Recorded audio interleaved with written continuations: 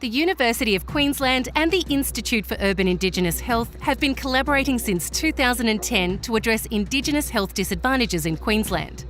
Using university placements within IUIH, hundreds of students across dozens of disciplines have been able to complete placements that assist the local community.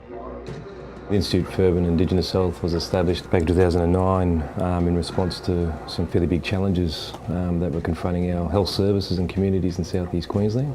It's a huge population growth, one of the fastest growing regions in the country, and also really a neglect from government at the time, the importance of actually closing the gap in urban environments.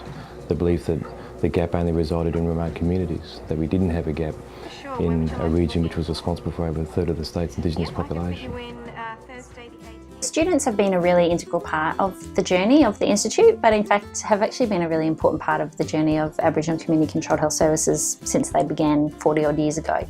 In our space over the last 6 years, we've grown from having about 30 students a year to over 300 students a year.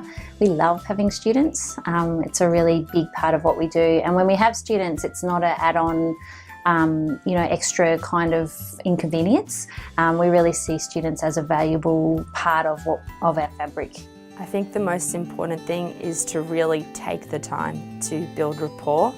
I know it's important in every setting, but in this one, it's even more. I feel like it's even more important. We've also improved and turned around the whole understanding about health in South East Queensland, the importance of focusing on prevention, not just managing disease. The opportunity to actually work and engage around relationships with Aboriginal and Torres Strait Islander people, with non-Indigenous people who work within our sector, and also non-Indigenous people who come in as clients.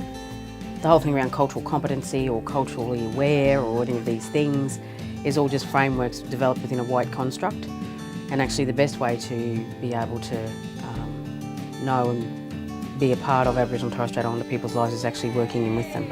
Indigenous health has become exciting, and I know that sounds, a little bit of an oxymoron, but it really has. It's made the myth about going to your doctor and, so our mob aren't scared anymore to go along and get a health check. I think really strong feedback we've received over the last 5 years. I think our best stats that we use, we talk about people voting with their feet, and we look at that being a measure of community control now, not necessarily how your board's governed or how many people turn up at your elections. Most important now, about how many Aboriginal and Islander people are exercising control over their decisions in terms of accessing health care or making healthy lifestyle choices. And that's all the evidence we need to know that we're hitting the mark, that people are responding, voting with their feet and taking control of their health. The University of Queensland has made a vital contribution to IUIH. In turn, the relationship between the University of Queensland and IUIH was enabled by the generous philanthropy of Greg Posch and Gay Van Norton Posch towards the UQ Posch Centre for Indigenous Health. IUIH is the key health sector partner in the Posch Centre, with the Posch Centre providing invaluable resources to facilitate the placement of University of Queensland students within IUIH health facilities.